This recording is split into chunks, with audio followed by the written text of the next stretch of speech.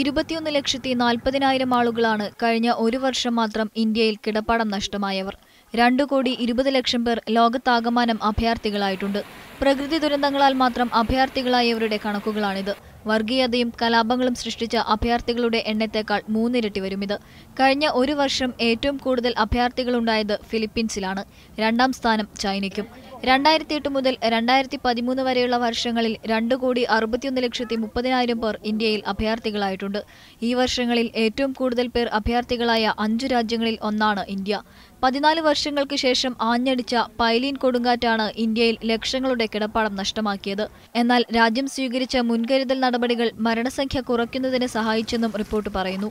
ഇതിനൊപ്പം മറ്റു ചില ആശങ്കകളും UN റിപ്പോർട്ട് പങ്കുവയ്ക്കുന്നു.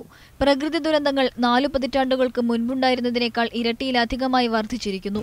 നിലവിൽ നിരവധി ആളുകൾ ജീവിക്കുന്നതും ജോലി ചെയ്യുന്നതും അപകട മേഖലകളിലാണ്. നഗരങ്ങളുടെ വർധനയും കാലാവസ്ഥാ വ്യതിയാനവുമാണ് ഇതിന് പ്രധാന കാരണമായി ചൂണ്ടിക്കാണിക്കപ്പെടുന്നത്. News desk, media 1.